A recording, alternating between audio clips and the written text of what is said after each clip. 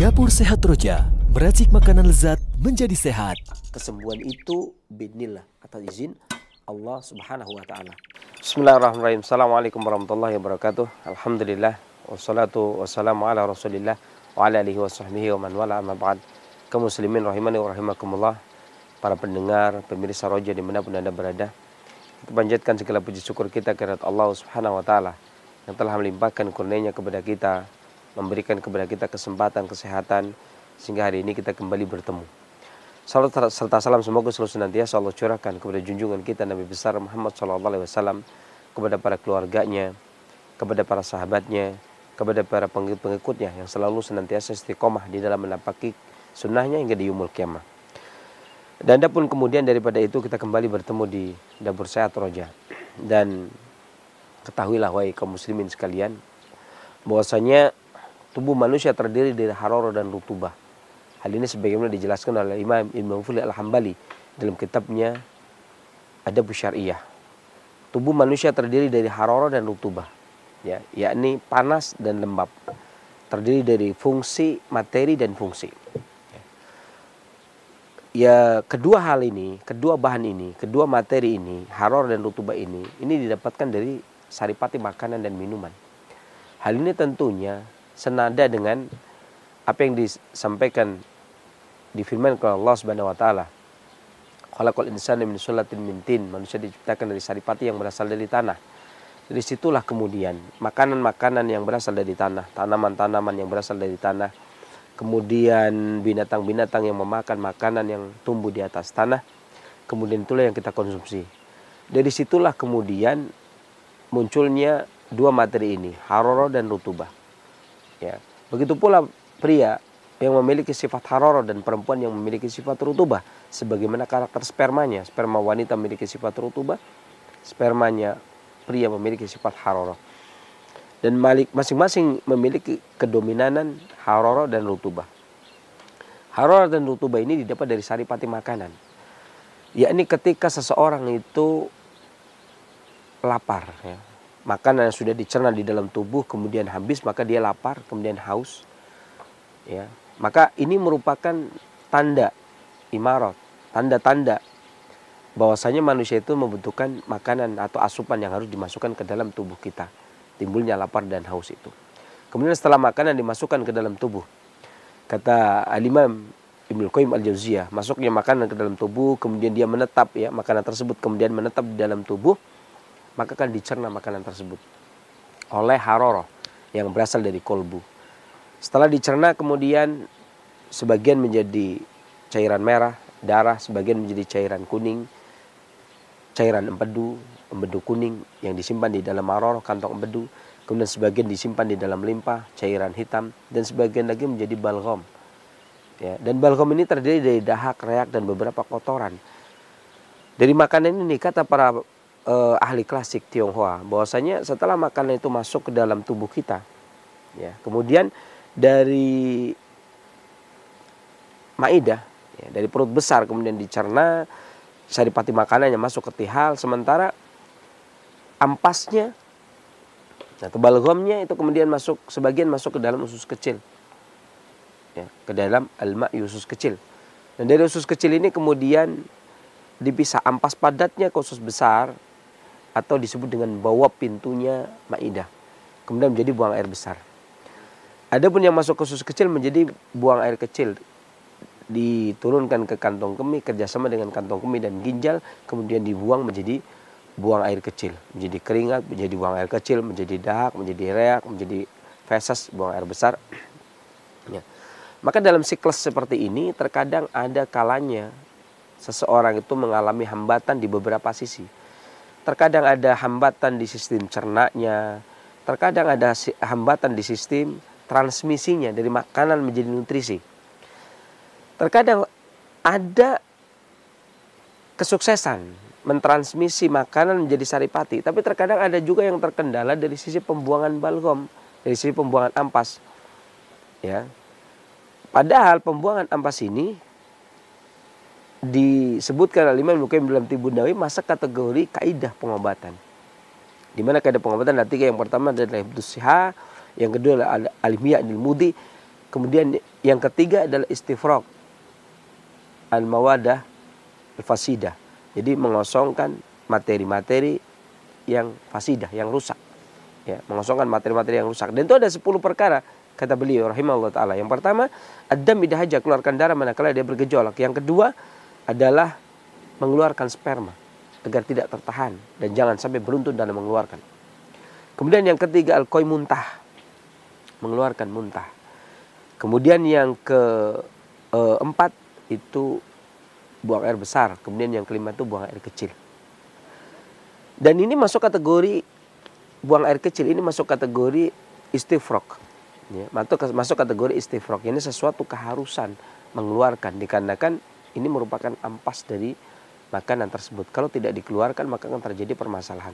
Akan tetapi terkadang banyak juga orang yang mengalami hambatan. Saya katakan tadi, ada orang yang sukses dalam transmisi saripati makanan, tapi terkadang tidak sukses di dalam pembuangan ampasnya. Ya. Maka ada istilah orang yang susah buang air kecil, atau buang air kecil terus menerus, atau gangguan buang air kecil. Ya. Orang Jawa bilang anyang-anyangan. Ada istilah seperti itu. Kencing sedikit, berhenti lagi. Kencing sedikit, berhenti lagi. Baik dikarenakan suatu kondisi kelemahan kandung kemihnya, atau baik kondisi tersebut dikarenakan prostat. Kencingnya tidak lancar, sering kencing tapi tidak lancar, tidak lampias. Bahasa kami tidak lampias, tidak tuntas. Maka pada kesempatan kali ini kita hendak memberikan tips dari Dapur Sehat Roja. Kita akan memberikan tips mengenai memperlancar buang air kecil atau mengatasi gangguan anyang-anyangan. Ada beberapa bahan di sini yang tidak kita gunakan, dan yang pertama adalah kunyit, ya. Kemudian yang kedua adalah jahe, ya. Kemudian yang ketiga adalah jeruk nipis nanti. Adapun kunyit ini sudah sangat dikenal untuk gangguan-gangguan maidah, ma'yu, asurmu, gangguan-gangguan tentang perut besar, gangguan usus besar, gangguan usus kecil, ya, sampai kepada usus buntu. Maka kita menggunakan kunyit ini untuk menguatkan sistem kinerja limpa, tihal, ke usus kecil maupun ke usus besar. Dan kunyit ini memiliki rasa yang pedas mendorong, memperlancar peredaran darah, kemudian memperlancar sirkulasi cairan yang ada dalam tubuh, termasuk dalam hal ini adalah cairan urin. Ya. Kita pilih kunyit karena dia juga meningkatkan, mendorong energi vital. Kemudian dia juga pemupuk rutubah, anti radang manakala terjadi seseorang itu terjadi dikarenakan prostat. Kemudian yang kedua, jahe. Jahe itu hangat. Karena kencing yang tersendat-sendat itu, ini saya tidak katakan karena radang ya. Kencing yang tersendat-sendat itu atau anyang-anyangan itu dikarenakan adanya sumbatan. Bisa jadi kolaborasi antara minum dingin dan panas. Maka jahe itu memperlancar. Ya, dan setelah nanti kita rebus bahannya jahe dan kunyit dengan 1 gelas air, ya, kemudian nanti habis itu baru kita kasih air jeruk nipis. Jadi yang pertama kita didihkan dulu air, kemudian kita ambil 7 iris kunyit,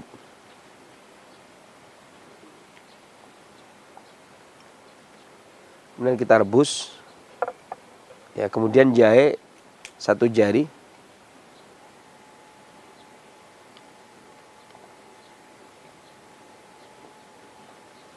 jahe 1 jari diiris kemudian direbus.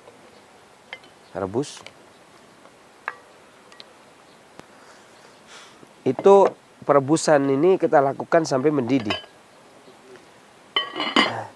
Setelah mendidih airnya, baru kemudian kita kecilkan apinya menjadi setengah gelas. Ya, menjadi setengah gelas. Setelah menjadi setengah gelas baru kemudian kita gunakan. Ya. Ini setelah mendidih, kemudian kita kecilkan apinya.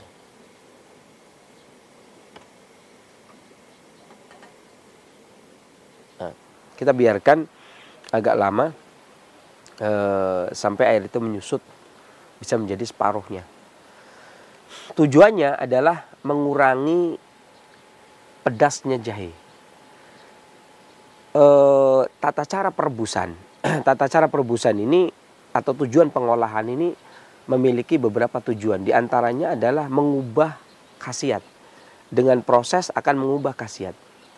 Seperti jahe segar kemudian dijadikan serbuk, bubuk atau dikeringkan, itu untuk merubah khasiat ya, dari untuk masuk angin jadi stamina pria, atau dari stamina pria menjadi untuk mengatasi pegelinu dan sebagainya. Ini namanya mengubah khasiat. Ini perebusan lama ini akan mengubah khasiat. Jadi sengaja menerbangkan minyak asirinya. Kita menerbangkan aromatiknya. Kemudian yang kita ambil adalah energi rutubahnya atau energi materi lembabnya, sehingga hangatnya tetap memperlancar peredaran darah, ya, hangatnya tetap memperlancar peredaran darah, tetapi rutubahnya akan memupuk menjadi bahan baku energi vital bagi usus tadi, ya, usus kecil tadi, atau kemudian sampai kepada kantong kemih dan sampai kepada ginjal. Dan setelah lama ya kita rebus, setelah mendidih kemudian lama, kemudian kita ambil airnya sekitar 1 sampai ya, kita ambil airnya. Kalau kita menggunakan air 2 gelas maka jadi 1 gelas, kalau 1 gelas menjadi setengah gelas. Ya.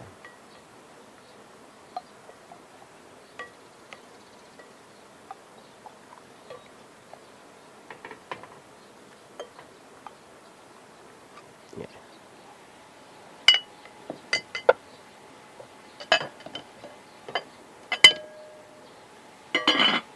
Kemudian kita gunakan jeruk nipis. Setelah sudah tersedia baru kita pakai jeruk nipis.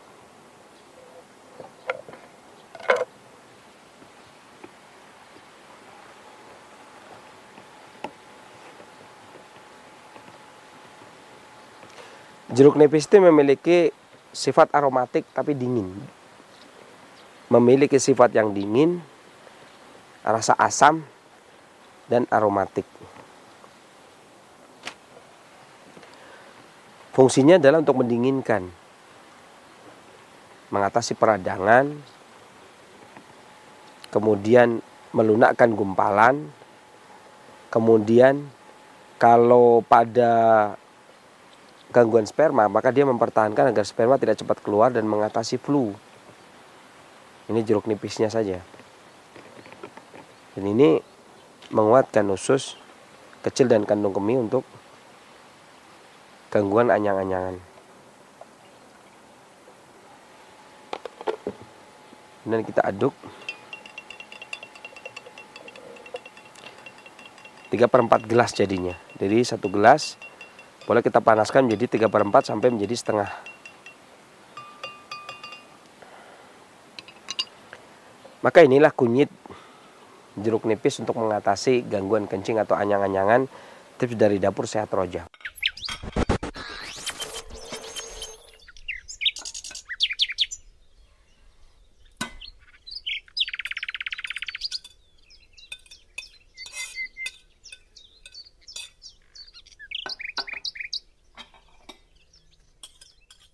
Mudah-mudahan bermanfaat apa yang saya sampaikan. Kesembuhan dari Allah Subhanahu wa taala, kekurangan dari saya kira bila taufiq wal hidayah. Alhamdulillah. Wassalamualaikum warahmatullahi wabarakatuh. Dapur Sehat Roja, meracik makanan lezat menjadi sehat. Kesembuhan itu biidznillah, atas izin Allah Subhanahu wa taala. Bismillah, Assalamualaikum warahmatullahi wabarakatuh. Alhamdulillah hamdan katsiran thayyiban mubarakan fi kama yuhibbu rabbuna wa yarda. Asyhadu an la ilaha illallah wahdahu la syarikalah wa asyhadu anna Muhammadan abduhu wa rasuluh la nabiyya ba'da ma ba'd. Ikhwatal Islam azakumullah, para pendengar Radio Roja dan pemirsa Roja TV dimanapun Anda bisa menyimak siaran kami. Apa kabar Anda di kesempatan Rabu pagi menjelang siang ini? Semoga harapan sehat selalu buat Anda beserta keluarga, dan tentunya semoga aktivitas yang dilakukan dapat berjalan dengan baik dan lancar tanpa hambatan. Amin ya rabbal alamin. Dan seperti biasa di kesempatan ini kita berada dalam program Dapur Sehat Roja bersama narasumber kita, pakar kesehatan klasik Sensei Abu Muhammad Faris Al-Kianji hafizahullah taala. Dan alhamdulillah Sensei sudah berada di studio untuk menemani kita semua. Kita sapa terlebih dahulu. Assalamualaikum warahmatullahi wabarakatuh Sensei. Waalaikumsalam. Gimana kabarnya Sensei? Alhamdulillah sehat ya. Barakallahu fiik. Nah, khawatiran Islam azakumullah, dan setelah penyampaian materi silakan Anda dapat berkonsultasi secara langsung. Dan kita kembali ke Sensei Abu Muhammad. Sensei, kesempatan ini kita membahas mengatasi dan mengobati anyang-anyangan ya Sensei ya. Dan racikannya kunyit dan jahe. Bahan-bahannya diantara lain 7 iris kunyit, 1 jari jahe, 1 gelas air, dan madu secukupnya. Dan bahan-bahannya ini mudah didapat ya Sensei. Salah. Baik. Dan sebelum kita masuk ke racikannya Sensei, berkaitan dengan penyakit anyang-anyangan ini Sensei, faktor penyebab yang paling utama itu disebabkan apa secara klasik Sensei? Iya. Terima kasih. Bismillahirrahmanirrahim. Assalamualaikum warahmatullahi wabarakatuh. Waalaikumsalam. Alhamdulillah.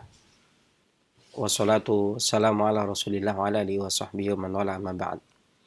Kaum muslimin rahimani wa rahimakumullah.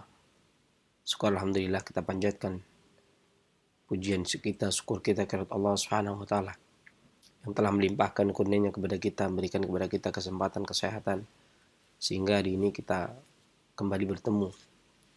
Salam serta salam semoga selalu senantiasa Allah curahkan kepada junjungan kita Nabi besar Muhammad sallallahu alaihi wasallam, kepada para keluarganya, kepada para sahabatnya, para tabi'in, tabi'ut tabi'in, dan seluruh pengikut-pengikutnya yang senantiasa istiqomah di dalam menapak sunnahnya hingga di yaumul qiyamah.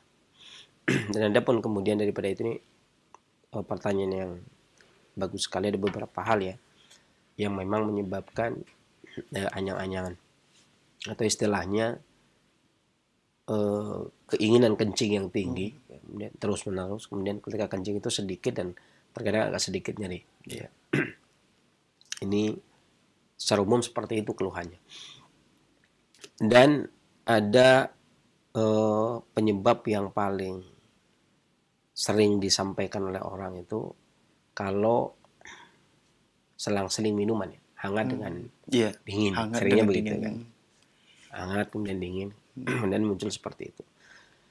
Akan tetapi tidak semua orang yang mengkonsumsi hangat dan dingin juga anyang-anyangan. Tapi terkadang ada juga yang hangat dan dingin kemudian anyang-anyangan ini sudah apa ya?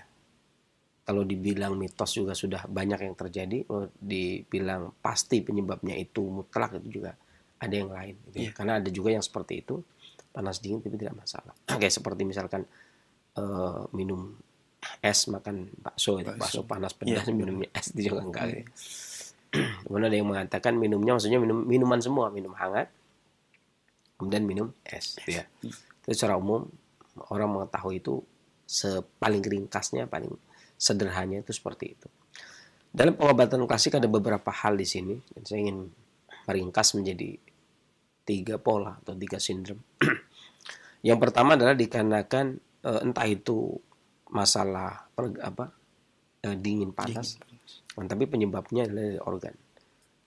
Dan yang pertama adalah disebabkan karena sindrom astenia energi vital limpa dan paru, atau karena lemahnya energi vital limpa dan paru. Memang secara umum ketika seseorang terkena energi vital limpa yang berdasarkan kaidah klasik itu harusnya dia naik, memberikan nutrisi ke paru. Kemudian kalau dia lemah maka dia tidak bisa mempertahankan cairan. Ya. Dan secara umum juga cairan itu di dalam pengobatan klasik ini dipimpin oleh 3 organ. Bagian atas oleh paru, bagian tengah oleh limpa, dan bagian bawah oleh ginjal. Ya. Makanya yang selain masalah ginjal ini yang pertama kali dulu yang saya bahas karena kalau bawah udah pasti orang kan mengatakan tuh astenia energi vital ginjal. Makanya akan tetapi karena energi cairan ini dikendalikan oleh 3 organ, maka kita bahas dari atas dulu, dari yang paling ringan. Seseorang yang anyang-anyangan yang disebabkan karena astenia energi vital limpa dan paru, manakala terjadi seorang itu anyang-anyangan, terkadang disertai dengan pembengkakan di perut. Ya. Terkadang disertai dengan pembengkakan di perut, atau terkadang disertai dengan batuk yang keluar dahak atau lendir disertai dengan ludah. Dahak lendirnya itu disertai dengan meludah. Ya. Ini ciri khas lemah limpa paru. Kemudian terkadang juga disertai anyang-anyangan disertai dengan berkurangnya selera makan. Ini juga dikarenakan astenia energi vital limpa. Atau anyang-anyangan disertai dengan diare dengan feses yang lengket dan keruh. Ya, ini juga dikarenakan kelemahan limpa. Atau anyang-anyangan yang disertai dengan buang air besar yang kotorannya atau fesesnya banyak. Kemudian bening dan berair. Bening dan berair atau cair. Atau terkadang anyang-anyang disertai dengan makan yang sedikit. Artinya enggan untuk makan dan makanannya itu susah dicerna, makanya dia tidak nafsu untuk makan. Atau terkadang disertai dengan kelelahan pada kaki dan tangan. Ini berarti karena astenia energi vital limpa. Kemudian kelelahan dengan tenaga yang kurang, ini karena astenia energi vital limpa. Ini sering-sering yang bersamaan. Ya. Atau disertai dengan keinginan yang terus-menerus untuk buang air kecil, tetapi itu namanya anyang-anyang. Kadang nyeri dan susah. Atau disertai dengan batuk berkepanjangan, disertai dengan napas terengah-engah kalau ada kaitannya dengan lemah energi vital paru. Yeah. Kemudian nafasnya pendek dan berat badannya menurun. Ini artinya anyang-anyangan yang sudah jadi penyakit, sudah lama. Kronis ya. Yeah. Dan saat buang air kecil ini bergetar. Ini pada kasus yang berat. Yeah. Jadi udah pas buang air kecil ini banyak anak-anak juga banyak kasus seperti ini yang ketika buang air kecil itu dia bergetar. Sakit, kencingnya sedikit sakit, kemudian dia bergetar gitu ya. Maka selain tadi ya resep yang telah kita bikin di muka tadi, di pembukaan tadi, tayangan tadi, makanan-makanan yang bagus dikonsumsi diantaranya anggur ya. Atau lengkeng ya, kemudian ikan ya kayak jenis ikan selar gitu ya, yang ikan yang ada warna kuning di tengah sampai ke ekornya. Kemudian juga kentang, ini juga bagus ya. Kemudian juga apel, ikan gurame atau ikan mas, ini juga bagus untuk makanan bagi para penderita yang seperti itu. Kemudian wortel ya, kemudian juga royal jelly, ini juga bagus yang dikonsumsi. Makanan yang lain diantaranya ubi merah, kemudian kurma merah atau kurma, kemudian daging kambing. Sayurnya bisa ditambahkan labu siam, dan minumnya yang digunakan adalah gula batu ya. Dan kuning telur ayam kampung serta keju juga bagus dalam masalah ini kan. Hal ini disebabkan karena astenia energi vital limpa dan paru.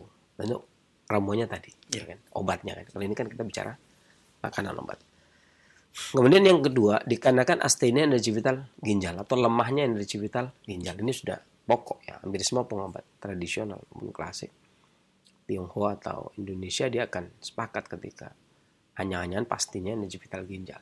Ya, lemahnya energi vital ginjal, lemahnya kekuatan ginjal.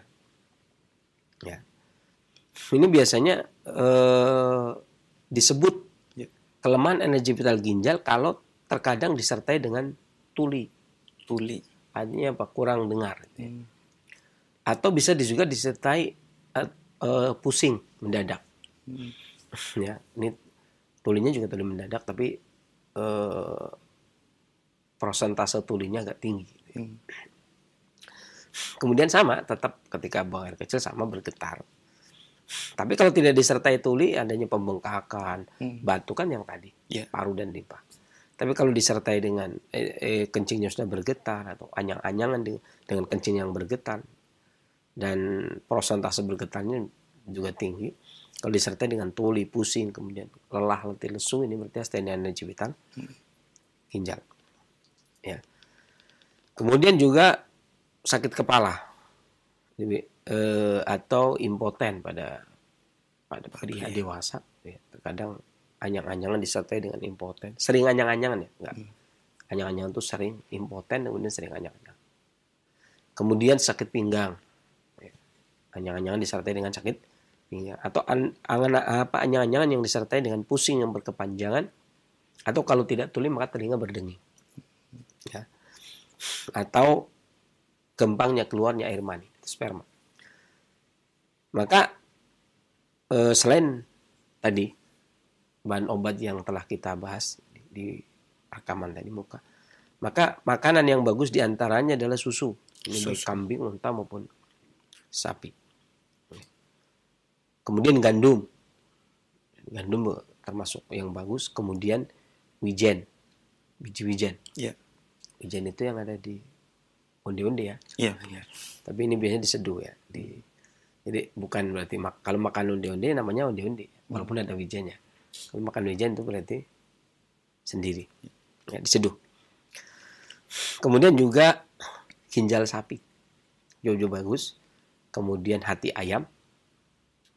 Ada juga yang agak lebih mahal sedikit itu lobster. Nah, itu Lobster. juga, lobster. Ya. Cuman agak mahal saja. Ya. Kemudian ada pula kacang kenari. Ya. Ini termasuk makanan yang bagus ketika astena necivital ginjal. Kalau lobster ini kan untuk tingkat menengah ke atas ya. Iya. Kalau tingkat ke bawahnya itu ya Udang. burung gereja atau burung gereja pipit itu. Namanya burung gereja benar ya? Atau burung pipit. Orang seringnya mengatakan burung gereja ya. Atau burung pipit. Itu ya. Ini agak jenisnya beda ya. Burung pipit yang sering di sawah. Ya. Keumumannya demikian. Adapun yang ketiga, dikarenakan kurangnya energi vital ginjal. Kalau tadi lemah ya. Ya. Ini kurangnya energi vital ginjal. Maka anyang-anyangan disebabkan karena berkurangnya energi vital ginjal. Ini manakala anyang-anyangan disertai dengan basah di tempat tidur. Bukan ngompol ya, tapi emang dia nggak kerasa. Artinya dia cert gitu kan. Jadi kencingnya itu memang sedikit. Dia nggak kerasa, nggak ketahan. Nggak ketahan. Ya, karena terkendali. Sehingga basah tempat tidur. Ya. Jangan tanya basahnya kenapa ya. Tentunya bukan disiram pakai air dong ya. Pokoknya basah lah ya tempat tidur ya. Tahu lah. Basah tempat tidur. Ya. Kemudian aliran urinnya bening dan panjang. Kadang aliran urinnya bening. Kemudian pusing. Disertai dengan pusing. Bergetar tetap bergetar ya. Saat buang air kecil tetap bergetar. Cuman dibanding dengan karena kelemahan limpa paru dan kelemahan energi vital ginjal ini frekuensinya itu lebih ringan. Ini artinya gangguan bergetar saat buang air kecil itu lebih ringan dibandingkan dua tadi. Kemudian terkadang disertai dengan kelelahan dan buang air kecil secara frekuen terutama di malam hari. Sering malam hari. Lalu di kamar mandi biasanya lama kan. Gak tuntas-tuntas. Gitu ya. Dan nyeri serta rasa lunak di pinggang dan lutut, nyeri pinggang dan lutut disertai dengan nyeri pinggang dan lutut. Dan pada pria dewasa ejakulasi dini. Kemudian disertai dengan telinga berdenging dan air mani gampang tumpah atau gampang keluar. Atau keluar air mani tanpa mimpi. Artinya malam hari tidur, paginya keluar air mani tapi nggak mimpi. Ada kalanya seperti itu. Jadi ada yang mimpi, ada yang nggak mimpi. Ini nggak mimpi, ya. Atau keputihan pada wanita dan keluar darah dari kemaluan pada wanita. Keputihan atau keluar darah dari kemaluan. Ini pada wanita seperti itu. Ya tentunya pengobatannya dengan cara menguatkan ginjal atau memperbaiki. Kalau yang tadi menguatkan limpa, menguatkan paru, menguatkan energi vital ginjal, ya. Kemudian memulihkan ginjal, gitu ya. Selain bahan obat tadi yang disebutkan, bahan obatnya ya, makanan yang bagus, kalau bahan obatnya tadi, ada pun obat yang bagus adalah daging ayam kampung. Daging ayam kampung. Kemudian juga kacang kenari. Ya. Kemudian juga apel. Apelnya, kalau ini untuk urusan ini di bawah, apelnya itu apel hijau ya, apel batu. Apel batu. Dulu namanya apel Malang, sekarang apel batu. Karena Malang sudah berpisah dengan Batu. Batu sudah berpisah dengan Malang. Batu sudah tidak Malang lagi. Ya, kacang kenari untuk urusan ginjal ini yang di bawah ini kalau saya bilang apel berarti apel batu yang warnanya hijau. Ya.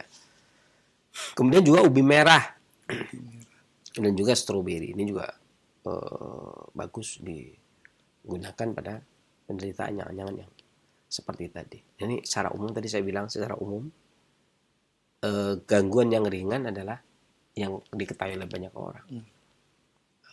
Percampurannya antara orang minum air dingin kemudian air hangat. Nih orang-orang menyebutnya seperti itu. Padahal lebih dari itu ternyata anjang-anjangan juga terkadang disertai dengan penyakit yang memang lumayan, ya, penyakit yang bisa dikatakan ya lumayan berat ya. Ternyata seperti itu. Makanya kalau anjang-anjangan hanya dikarenakan minum air dingin dan air panas, kan tinggal minum air sejuk 2 gelas itu, 2 gelas atau 3 gelas itu udah sembuh, udah lancar. Tapi yang dimaksud ramuan tadi itu manakala mengatasi anyang-anyangan yang ternyata penyebabnya disebabkan karena sindrom tertentu. Entah itu astenia nijipita limpa, paru, ginjal, atau kekurangan energi vital ginjal. Nah, ini yang membutuhkan ramuan. Ini kalau yang anyang-anyangan biasa itu salah minum, itu tinggal minum tambah 2 gelas atau 3 gelas itu selalu itu lebih baik kan. Dan itu sesuatu yang paling gampang. Insyaallah kalau Allah menghendaki. Bismillah. Demikian yang bisa saya sampaikan untuk maksudnya penyebabnya ya. Berkaitan dengan penyebab. Berkaitan dengan penyebab itu saya rangkum menjadi 3. Sebenarnya masih ada beberapa hal lagi tapi agak ngirit 3 aja dulu ya. Demikian. Baik Sensei. Dan ada sebagian orang Sensei mempunyai keluhan dia sering buang air kecil, akan tetapi tidak ada rasa sakit yang dirasakan. Bagaimana kita mengkategorikannya bahwasannya apakah dia terkena anyang-anyangan atau apakah bagaimana Sensei? Ya. Jadi kalau anyang-anyangan ini kan memang ciri khasnya ada sedikit nyeri. Iya. Memang ciri khasnya ada sedikit nyeri. Kalau dia beser saja itu bukan anyang-anyangan. Kan ada istilah beser, ngompol gitu ya. Iya. Kalau ini rata-rata dingin ginjal atau lemahnya kandung kemih. Ini biasanya beda lagi kan. Artinya orang yang kencing terus-menerus itu. Ini penyebabnya juga macam-macam. Ada yang limpahnya lemah seperti limpa lemah, gula naik, kemudian sering kencing di malam hari. Ada juga yang seperti itu, gitu kan? Ada juga yang seperti itu. Kemudian juga bisa jadi dikarenakan lemahnya kandung kemih, suasana dingin biasanya. Atau ngompol. Kalau ini kan ada beberapa anjuran yang menganjurkan kalau ngompolan misalkan atau beser, ada beser ada ngompol. Beser itu sering kencing gitu ya, tapi masih ketahan kan. Tapi kalau ngompol itu kan memang tidur di malam hari kemudian tidak bisa ditahan kencing gitu kan. Artinya kencing dalam keadaan tidur gitu kan, kencing dalam keadaan tidur ya. Tas siang tak malam kan kalau ya kan? Kalau kencing tidur kencing kan namanya ngompol juga. Siang juga ngompol kan? Ya, tapi kalau beser itu ya sering kencing. Ya. Nah, ini biasanya pengobatannya itu berbeda dengan anyang-anyangan. Kalau anyang-anyangan tadi kan kalau pokok permasalahannya yang bukan penyakit yang serius. Yang gara-gara salah minum tadi kan minum air tambah banyak gitu ya.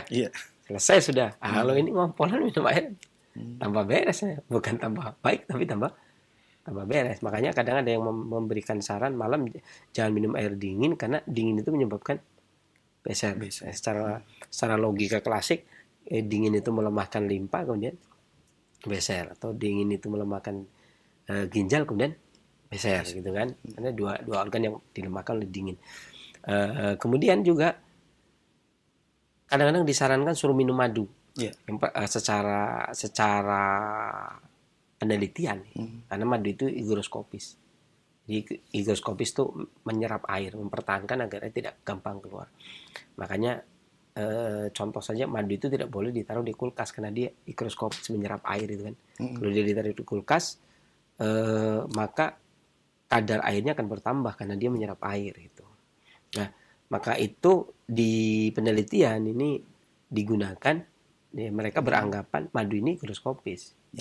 Kalau tadi dimasukkan ke kulkas dia bisa menyerap air itu ya. Kalau diminum itu berarti dia menyerap air, mempertahankan agar air tidak gampang keluar. Maka seringnya kadang madu kadang itu digunakan untuk mengatasi ngompol gitu ya, minum di malam hari menjelang tidur.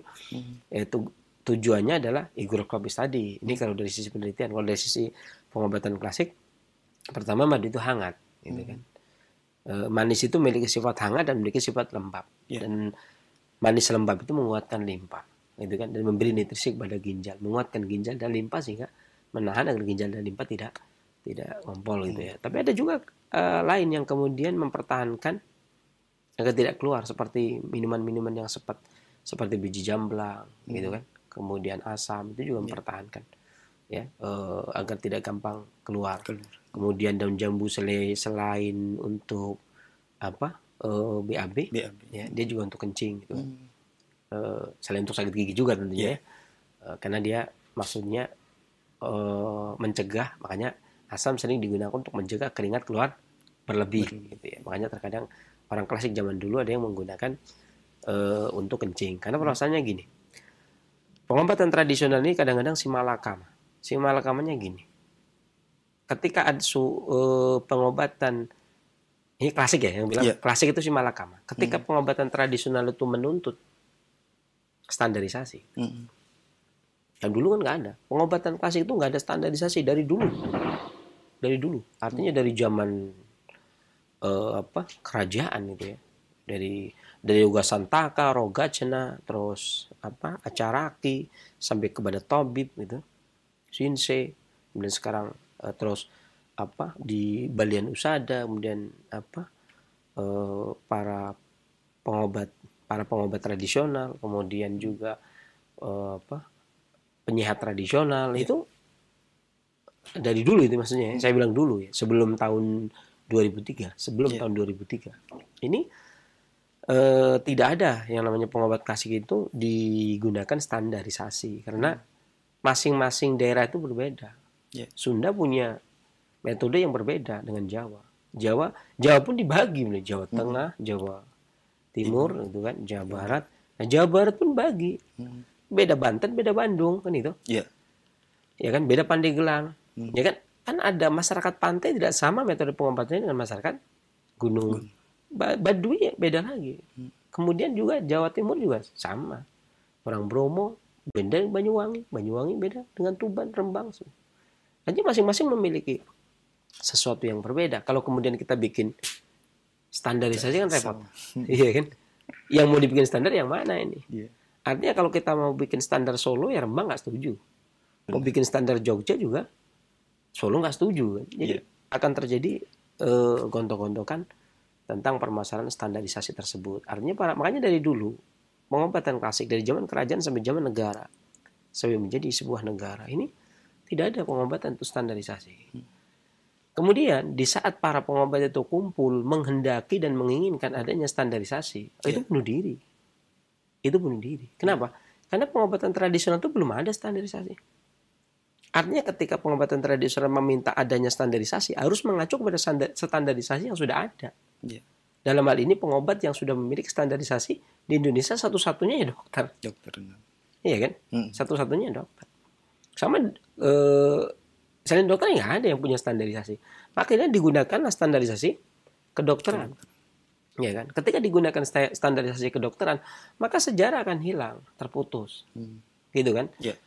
Kemudian kaidah pengobatannya pun akan hilang karena kita harus mengacu kepada saintifikasi gitu kan.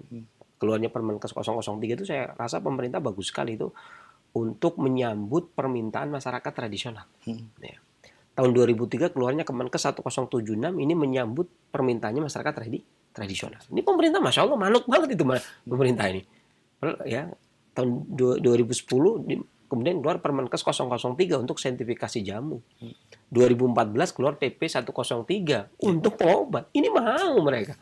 Pimpinan itu mau. Padahal kalau para pengobat tradisional itu sadar, mereka tuh dari dulu memang standarnya beda.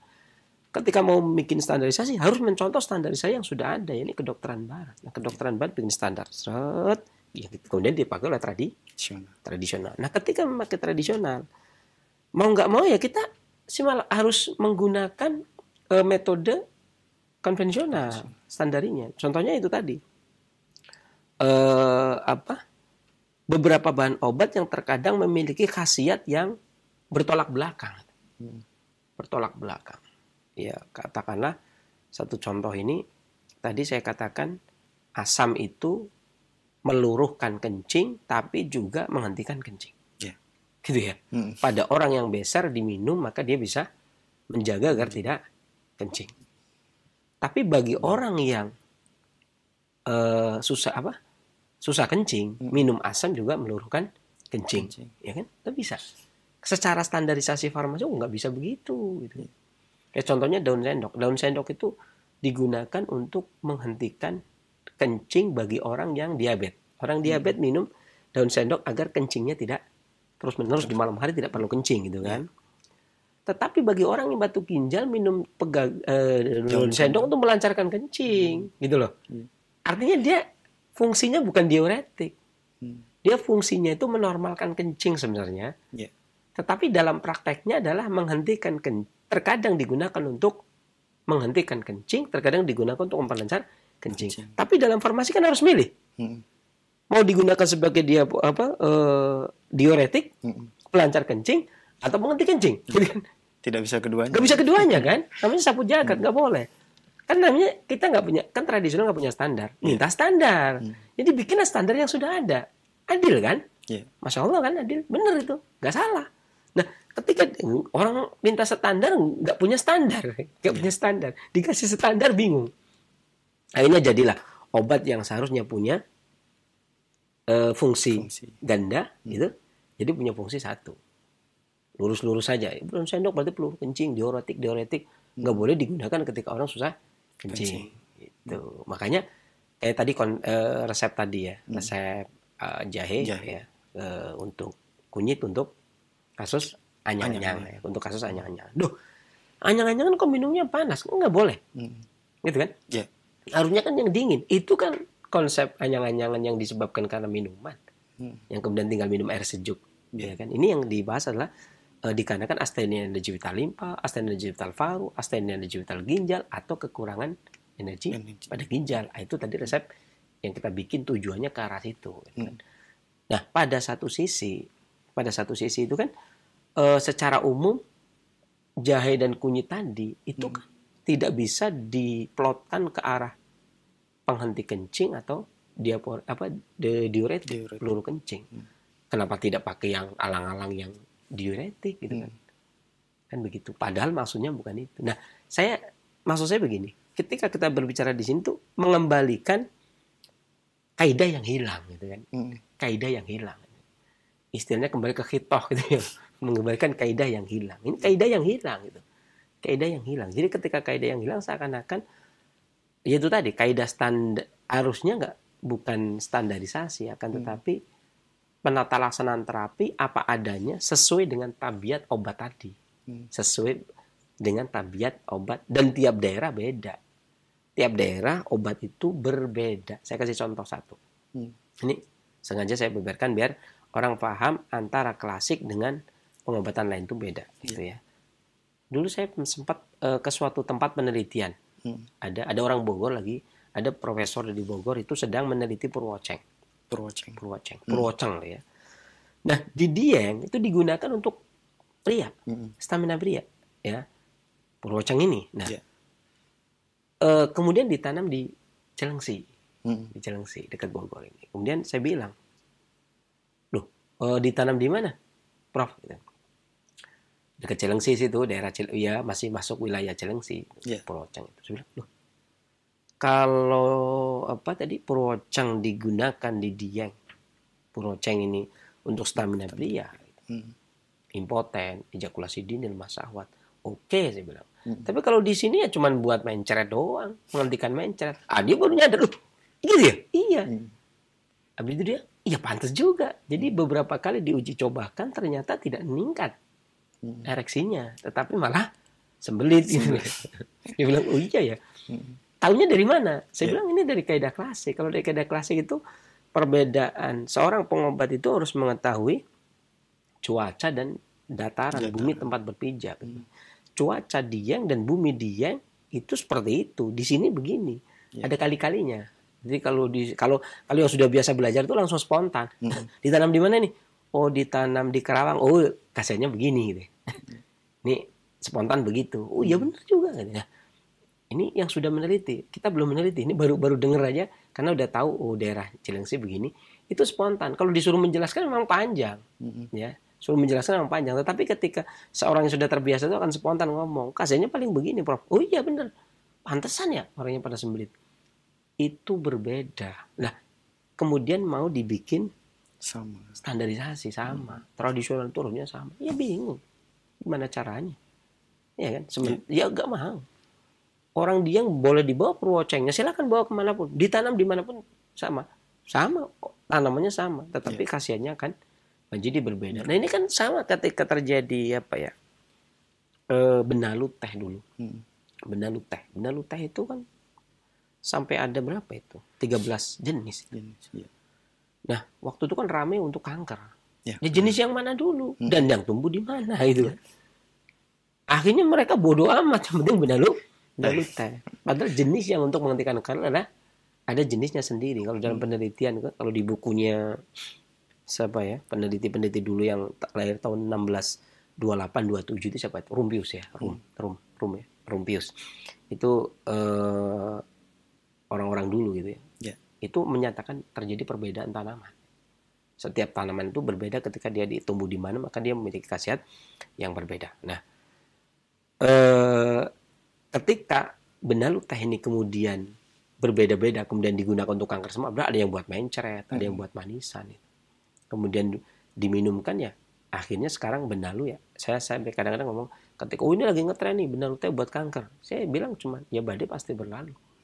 Artinya ya itu kan cuma sebentar saja. Sekarang ada orang dengar, sudah nggak ada kedengaran lagi kan gitu. Itulah yang saya maksud, tidak ada standarisasi. Maka sengaja saya mengangkat anyang-anyang dengan resep yang kayaknya tidak terbayang pada masyarakat. Itu demikian. Baik Sensei, jazakallahu khairan atas penjelasannya. Dan Sensei, kalau di zaman dulu itu biasanya ya orang-orang zaman dulu dalam mengatasi anyang-anyangan ini dengan mengikat jempol dengan karet ini, apakah hanya sebatas mitos atau memang benar dulu?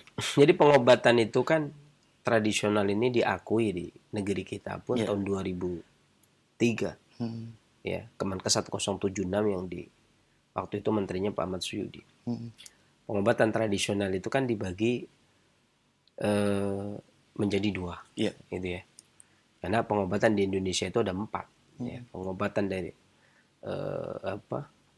dari sisi pendekatan agama, ya, seperti ruqyah dan sebagainya. Kemudian paranormal, kemudian pengobatan tradisional. Dan tradisional itu dibagi menjadi 2, satunya dokter. Tradisional dibagi menjadi 2, yakni keterampilan dan ramuan. Nah, kalau yang mengikat ibu jari ini masuk kategori keterampilan. Keterampilan ya bekam, ya pijit, ya akupresur. Kalau kita belajar Anmo ya, dulu kalau pijit itu namanya dulu ada Anmo, ada Tuina. Dulu pijit itu satu, dijadikan satu, tetapi lahirnya kan beda-beda. Kalau kita menilik zona refleksi, ini nyambung, karena zona refleksi itu kan begini nih. Jadi ada istilah silang gitu ya, ada istilah silang. Jadi istilahnya begini. Jadi zona refleksi ini dari ujung ibu jari tangan lurus, kemudian kepala bagian tengah, kepala bagian tengah sampai ujung ibu jari bawah. Makanya ada yang di daerah lain ada yang ibu jari kaki diikat kanan atau kiri, dan di beberapa tempat juga ada yang ibu jari tangan. Gitu kan? Karena kalau lihat zona refleksi itu terapi nih, ini bisa terapi. Itu jalur namanya zona. Kalau akupunktur kan namanya meridian, ya. Qinglu meridian ini namanya zona. Ya. Jadi perjalanannya itu dari ibu jari langsung ke kelamin tengah kan? Kalau cara Tionghoanya meridian run kan. Tengah ini nggak ada meridian di tengah lurus, kepala naik ke atas, kemudian keluar lagi ke ibu jari tangan. Ibu jari tangan, kemudian ibu jari kaki melewati jalur tengah gitu ya. Nah, makanya ada istilah dulu kalau kita masih belajar awal-awal tahun 90-an itu, rame-rame kalau orang ahli terapi itu mesti ditanya kalau terapi, kamu bukaannya di mana, berhenti di mana itu. Pembukaan di mana, penutupan di mana. Kan itu tadi. Jadi perjalanan itu ibu jari ketemu ibu jari. Ada yang mulai dari jantung, ada yang mulai dari ibu jari kan. Masing-masing pembukaannya. Ini kalau sesuai dengan kaidah refleksi ya memang sesuai karena memang seperti itu. Maka ketika dilepas peredaran darah lancar, jalurnya refleksi kan seperti itu. Ya. Dan memang terkadang terjadi. Ya. Kalau mau dibilang mitos, bagi pengobatan lain itu mitos. Tapi bagi ahli refleksi itu bukan mitos. Bukan mitos. Kan kita tinggal mau melihat dari sudut pandang yang mana. Ya, baik Sensei. Dan Sensei tadi disebutkan di dalam video pembuangan ampas disebutkan oleh Imam Ibnul Qayyim dalam Tibun Nabawi masuk kategori pengobatan ya. Ya. Ya, di mana kaidah pengobatan ada 3. Yang pertama Ibnu Siha, kemudian yang kedua Ibnu Siha, kemudian Al-Himya Ibnu Mudi, kemudian yang ketiga Istifraq Al-Mawaddah Al-Fasida, atau mengosongkan materi-materi yang rusak. Istilah-istilah ini mungkin bagi sebagian orang belum familiar, Sensei. Iya, betul. Mohon bisa dijelaskan dari. Jadi gini, kaidah pengobatan ini memang para ahli ini berbeda pendapat. Ya. Saya kasih contoh, pendapatnya Al-Imam Al-Qurtubi di dalam tafsirnya, kaidah pengobatan itu ada 2. Ya. Al-himyah dan ad-dawa. Ya. Himyah artinya mungkin terjemahan bebasnya diet lah ya, berpantang. Kemudian dawa, obat. Dan kalau menurut Al-Imam Ibnu Qayyim Al-Jauziyah itu ada 3. Yang pertama adalah hibdus sihah, kifat ya. Ya kan? Kalau di dalam pengobatan kolbunya kata Al-Imam Ibnu Qayyim itu hibdul quwah. Ya. Mempertahankan hafid. Ya. Yang mempertahankan. Ya. Hibdul quwah dalam pengobatan kolbu, hibdus sihah di dalam pengobatan badan. Jadi apa? Mempertahankan kesehatan dengan menjalankan anjuran dan perintah. Kemudian yang kedua al-himyah anil mudi.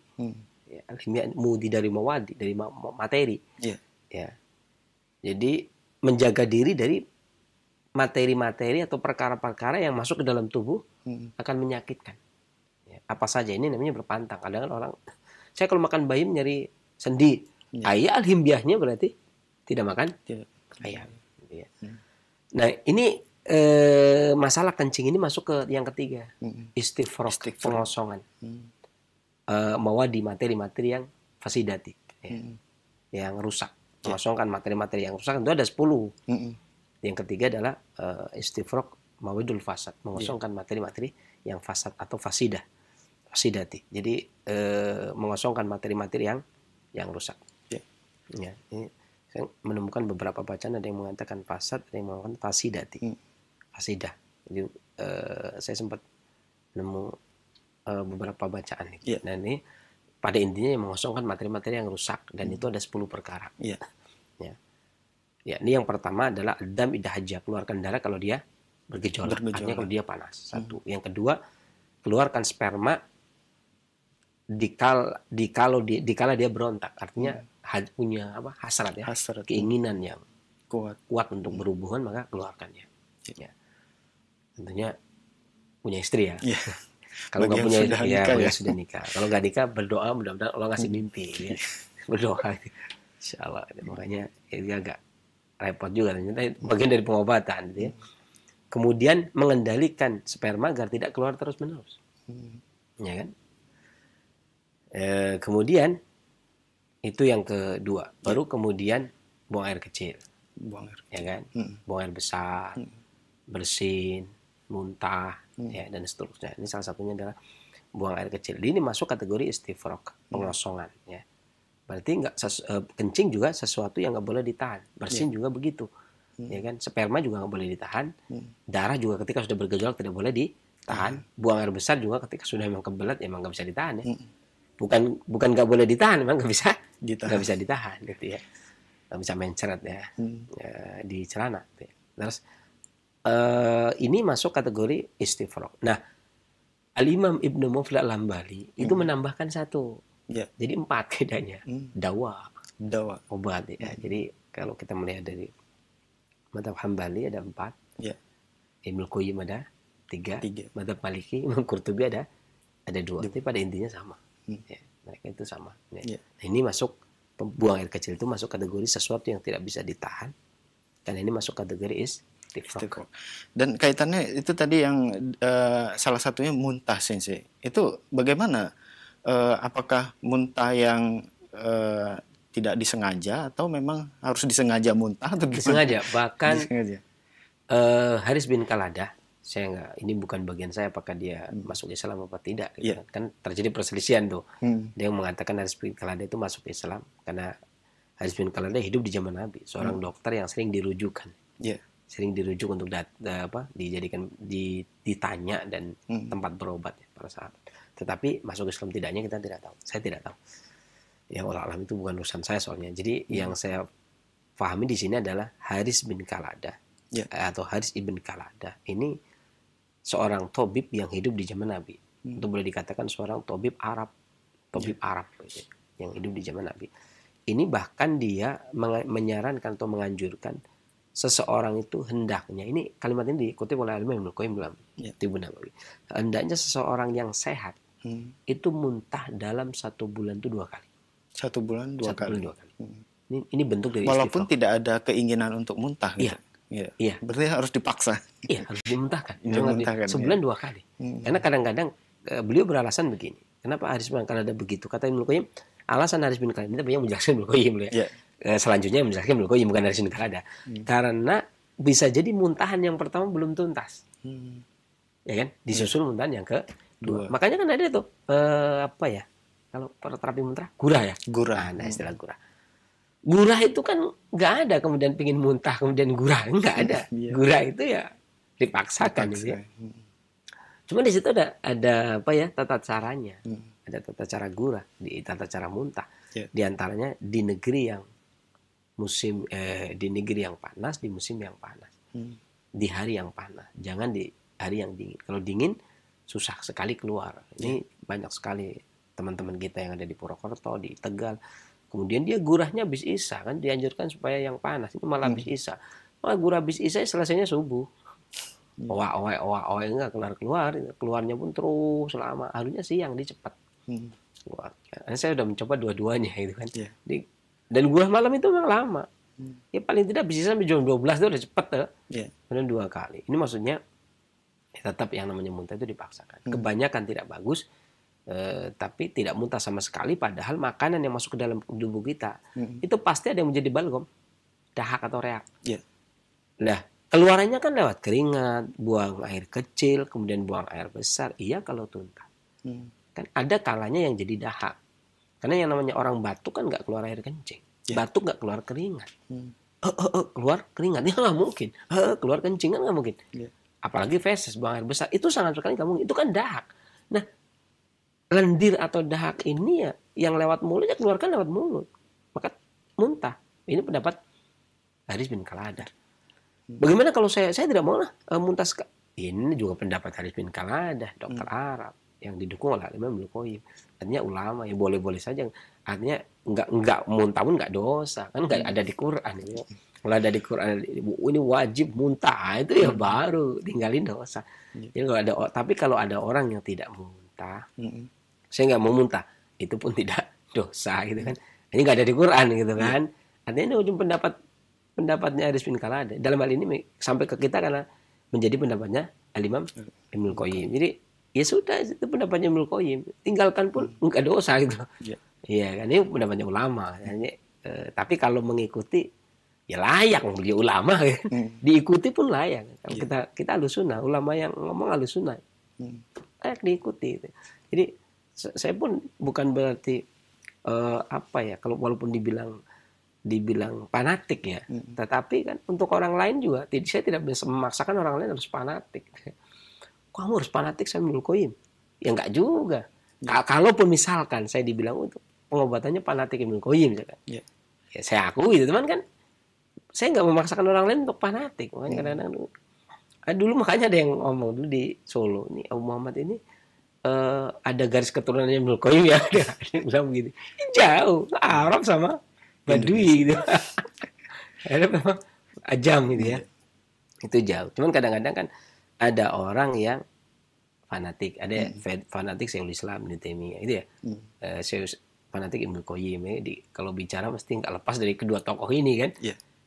Ya kalaupun ada yang enggak, saya mau misalkan saya Muhammad aja, Ibnu Wahab atau ulama atau Bin Baz, masing-masing punya rujukan sesuai dengan bidangnya masing-masing. Sayangnya kalau sekarang orang-orang ahli hadis ya, Ahlussunnah ya, Salafiyin ya, pastinya ya tidak lepas dari fanatik Syalbani gitu ya. Cuman maksudnya tidak buta, bukan fanatik buta. Terkadang juga buktinya saya juga membawa pendapatnya Imam Al-Qurtubi, Imam Ibnu Mufli, Imam Suyuti. Walaupun kadang-kadang terjadi perselisihan. Kan saya sering menyebutkan perselisihan. Meskipun ketika berselisih saya memilihnya ujung-ujungnya Ibnu Qayyim juga gitu ya. Perselisihan pendapat antara Imam Suyuti dengan Ibnu Qayyim di dalam kitab Buruh fi Wal Hikmah dan di dalam Zadul Ma'ad. Tapi saya milih Zadul Ma'ad. Sah-sah saja kan ya? Iya. Sah-sah saja. Itu demikian. Baik, Sensei. Dan kita ke racikan obatnya, Sensei. Di sini racikan obatnya adalah dengan kunyit dan jahe. Ini apakah rimpangnya atau empunya atau yang mananya, Sensei? Iya. Saya bicara dulu jahe. Jahe itu kalau segar dia memiliki sifat yang hangat. Ya. Karena memiliki rasa yang pedas. Tujuannya adalah meningkatkan energi vital dan melancar peredaran darah. Iya kan? Sesuai dengan tujuan tadi kan, astain energi vital paru, astain energi vital limpa, astain energi vital ginjal, atau kekurangan energi vital di ginjal. 4 pembahasan tadi itu masuk semua. Karena dia juga pedas, dia juga panas, dia meningkatkan energi vital. Itu satu. Kemudian kunyit. Kunyit. Nah, kunyit ini dibagi menjadi 2. Kunyit rimpang itu sifatnya hangat, kunyit umbi itu sifatnya dingin. Kunyit rimpang sifatnya hangat, kunyit umbi sifatnya betul belakang ya. Iya kan. Ya padahal satu ya. Padahal satu. Ya Masya Allah, itu Allah yang Maha Kuasa itu. Jangan iya kan. Dia nggak usah bantah. Memang begitu ceritanya ya. Gimana sih? Gimana apanya? Ini yang bikin Allah, ya kan. Temulawak beda. Temulawak itu mau pokoknya mau rimpangnya sama-sama sifat dingin. Kalau temulawak. Kalau kunyit beda. Cabangnya, rimpangnya memiliki sifat hangat, ada satu. Pokoknya memiliki sifat dingin. Nah, tapi dia memiliki rasa pedas, pahit, ya. Kemudian dingin untuk rimpang, hangat, dingin untuk umbi, ya. Kemudian hangat untuk rimpang. Kalau tujuannya memperlancar, kita pilih rimpang, ya kan? Tujuan pelancar kita pilih rimpang. Tapi kalau beda dengan gangguan haid dong. Kalau gangguan haid kan yang dipilih itu umbi karena tujuannya untuk menghilangkan rasa nyeri, mengeringkan balgam yang ada. Itu punya tujuan yang berbeda. Itu bisa menggunakan rimpang dan kalau jahe mah sama aja. Pokok mau rimpang itu nggak ada jahe. Jahe yang sifatnya dingin itu kulitnya. Mana ya? Jadi jahe itu kalau dikelupas kulitnya itu kulitnya saja. Itu sifatnya dingin. Padahal jahe itu umum, semua orang tahu jahe itu panas. Panas. Makanya ketika jahe gini, kenapa jahe basah itu sifatnya hangat? Padahal jahe itu pedas. Ketika dikeringkan sifatnya panas. Karena ketika basah, sifat kulitnya masih dingin. Tapi ketika dijemur, sifat kulitnya tawar sudah.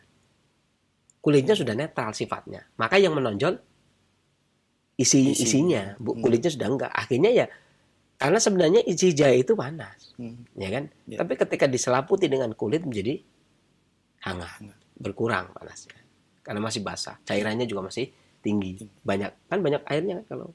Nah, tapi kalau sudah dikeringkan, udah airnya nggak ada, kulitnya juga sudah netral, maka sifatnya menjadi panas. Maka ada 2 yang menyebabkan jahe dikeringkan menjadi panas. 1, cairannya yang berkurang. 2, kulitnya yang sudah netral, sudah kering.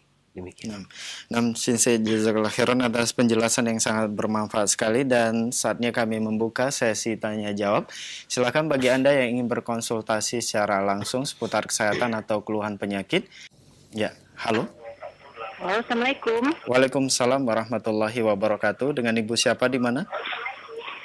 Dengan hamba Allah di Tangerang, Pak. Hamba Allah di Tangerang. Silakan Ibu. Saya mau bertanya pada Sensei, kalau seseorang yang dia susah dalam punya keturunan, tapi udah dicek ke dokter dia normal, tapi dia ada masalah, dia itu sering anyang-anyangan, sering buang air kecil, Pak. Ya. Tapi memang dia juga ada penyakit juga di dalam tubuhnya. Penyakit itu tumor batang otak. Dan dia juga sudah dibantu alat bantu selang yang mengalirkan dari kepalanya ke usus besar. Ya. Itu apakah kencing yang mengalir beser seperti itu ada hubungannya dengan lemahnya ginjal dan limpa? Apa karena hubungan dengan penyakit tumor batang otaknya? Dan bila kalau misalnya itu lemah ginjal dan limpanya, apa ramuannya Pak Sinse? Baik. Itu Dan saja, Ibu. untuk penyakitnya itu di tumor batang otaknya itu Sinse untuk menormalkannya agar bisa lebih cepat mempunyai keturunan gitu. Baik. Baik, ada mau ditanya sih? Mohon penjelasannya Sinse. Baik, ini mohon maaf Ibu. Ibu, Apa? keluhannya ini di istrinya atau suami? Keluhannya di istrinya. Di istri ya. Baik. Kalau si suami belum pernah dicek ke dokter, suami nggak mau dibawa ke dokter. Baik. Baik, Suaminya juga sering cepat ejakulasi, Sinse. ya. Baik Ibu, pertanyaan sudah bisa kami tangkap. Mohon ditunggu jawaban dari Sinse. Ya, terima kasih. Silakan Sinse. Yang namanya tubuh ini memiliki satu kesatuan, itu tidak ada mata rantai yang hilang. Ya, di dalam tubuh itu tidak ada mata rantai yang hilang. Kalau ada mata rantai yang hilang ya jadi monyet atau tikus ya. Kalau itu penemuan orang barat itu. Jadi nggak ada mata rantai yang hilang. Ya, percayalah. Ya, manusia itu begitu lahir juga bayi manusia. Itu udah fakta. Nggak mungkin dari binatang lebih dulu. Jadi memang nggak ada mata rantai yang hilang. Artinya memiliki satu kesatuan. Ada mata justru merupakan mata rantai yang memiliki kesinambungan. Ya. Maka saya sering mengatakan kalau ada orang yang mengatakan saya punya penyakit ini, punya penyakit itu. Saya punya penyakit jantung, saya punya penyakit lambung misalkan, ya. Apakah saling berhubungan? Ya kalau bisa nggak berhubungan, tapi dengan syarat jantungnya taruh di Surabaya, biar lambungnya ada di Jakarta, itu kan jadi nggak berhubungan. Ya, percayalah itu pasti berhubungan, nggak mungkin nggak berhubungan. Saya ingin cerita begini. Al-Imam Ibnul Qayyim Al-Jauziyah, makanya saya katakan dari saya fanatik Al-Imam Ibnul Qayyim. Al-Imam Ibnul Qayyim Al-Jauziyah dalam kitab Miftah Dari Sa'adah mengatakan fa inna dimak wa huwal muh. Fa inna dimak. Jadi yang namanya dimak, otak itu isinya muh, sumsum. Ya. Atau bisa dikatakan ya bahrul muh, lautan sumsum. Ya. Sampai-sampai orang klasik mengatakan ya dia justru memang bahr sumsum, lautan sumsum memang. Otak itu. Makanya wajar ketika fa inna dimak wa huwal muh. Yang namanya dimak ya muh, yang namanya otak ya muh. Nah, muh ini, sumsum ini, berarti kita kan harus mencari asal muasal sumsum ini. Ya. Dalam pengobatan klasik ini, ketika seseorang memakan makanan, seseorang makan makanan dan minuman masuk ke dalam tubuh. Pendapat Al-Imam Ibnul Qayyim dalam Zadul Ma'ad ini akan dipecah menjadi 4. Ini kedokteran Arab kuno ya, ataupun klasik. Yunani juga demikian, itu menjadi 4. Ya. Yang pertama ini darah, kemudian cairan kuning, kemudian cairan hitam, kemudian balgam. Kemudian balgam.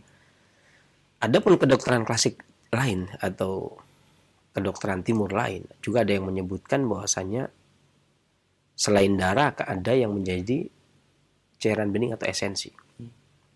Menjadi esensi. Bahasa kitanya itu esensi.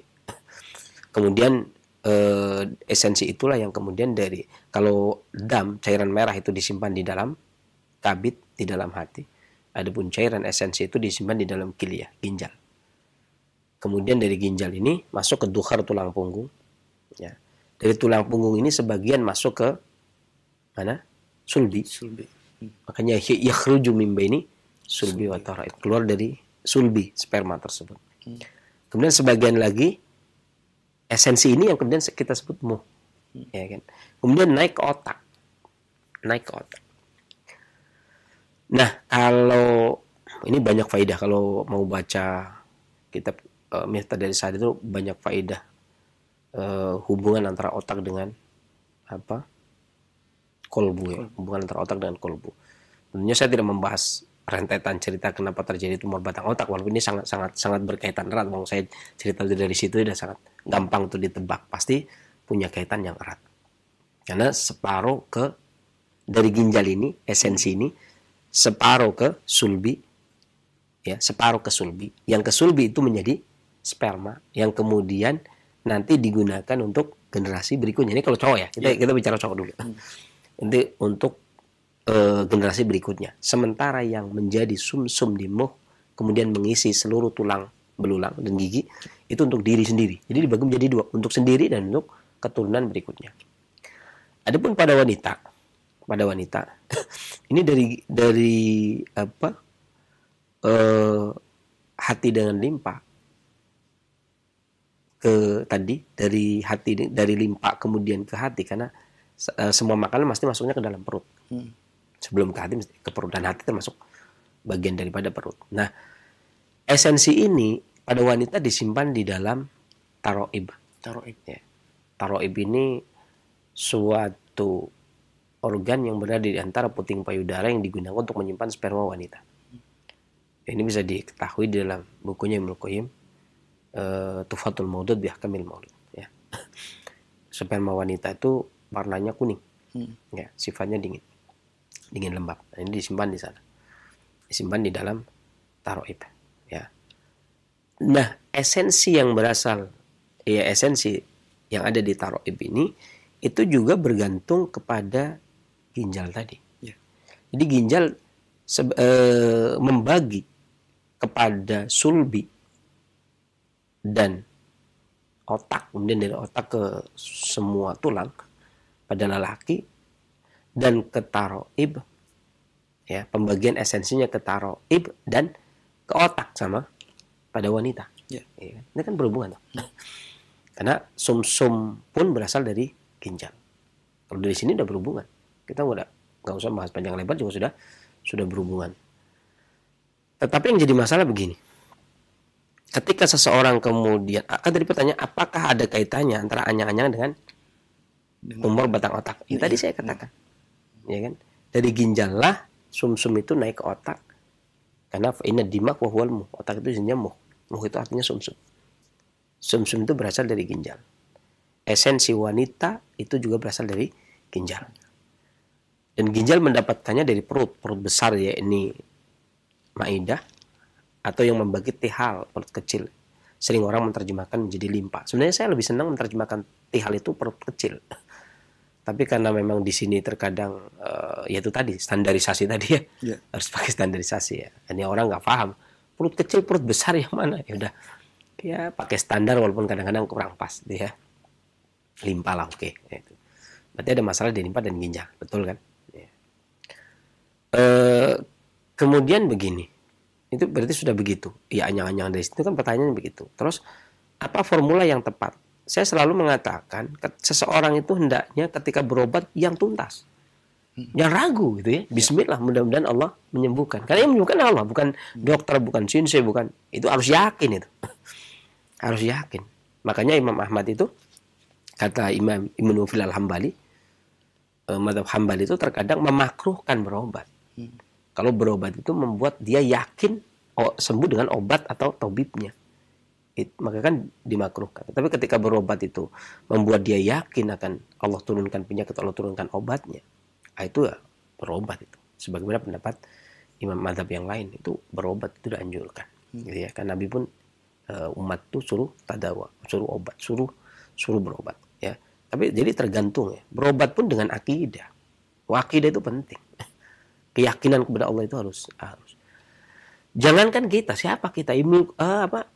Nabi Ibrahim saja alaihissalam, ketika saya sakit, maka yasfin, Allah yang menyembuhkan. Nabi, ya, itu nggak menyembuhkan diri sendiri. Padahal ratingnya dengan kita ya nggak ada apa-apanya. Kita jangan ngomong ratingnya, bayangannya, bandingannya apa? Ya nggak ada bandingan, jangan dibanding. Itu aja Nabi Ibrahim nggak bisa ngobatin diri sendiri. Ya, kalau saya sakit, bahwa yasfin, Allah yang mengobati. Allah yang mengobati. Lah kita, ya. Ibarat kata Nabi jelas bukan, wali enggak juga, gitu ya. Orang soleh kayaknya hitung-hitung ya, kayaknya ya belum juga, gitu kan. Kalau mau jujur maksudnya ya, mujahid bukan. Iya kan? Nah, terus kita posisinya di mana ya? Orang yang masih berusaha saja kan. Mudah-mudahan Allah masukkan ke dalam golongan yang soleh kah, gitu ya? Golongan yang mujahid kah? Sidikin kayaknya agak ketinggian, susah banget. Ya, apalagi kalau bagaimana kalau wali, jangan begitu ya, agak jauh gitu ya. Wali itu takut sama Allah. Artinya jangan, ini wali saja enggak, nabi juga enggak bisa ngobati, ya enggak? Mau wali mau nabi enggak bisa ngobati diri sendiri, yang ngobatin yang menyembuhkan Allah. Maka artinya ketergantungan kita iya karena abudu iya karena stain ya. Jadi tempat kita beribadah dan tempat kita memohon. Dan dalam al-ikhlas kita itu kemudian bergantung kepada Allah. Dan makanya jangan sampai kita meyakini amal usaha kita ini udah bisa cukup untuk modal kita. Enggak. Atau upaya kita udah cukup untuk kita sehat. Enggak, jauh banget. Jauh. Sekarang gini, asap knalpot, uap, aspal gitu. Asap rokok bertebaran di mana-mana. Itu memicu timbulnya penyakit degeneratif. Kita masih sehat. Itu sementara kita makannya itu juga cakadul. Iya kan? Makanan enggak sehat kita embat saja. Itu kalau bukan karunia Allah. Makanya kesehatan itu kan nikmat Allah kan? Nikmat Allah itu bukan upaya kita. Jangan sampai kita berpikiran alhamdulillah dengan upaya saya bisa sehat. Apaan? Zaman Ibnu Qayyim saja, Ibnu Qayyim itu mengatakan untuk berupaya sehat di zaman beliau aja tidak bisa. Kalau tidak diberikan nikmat dari Allah.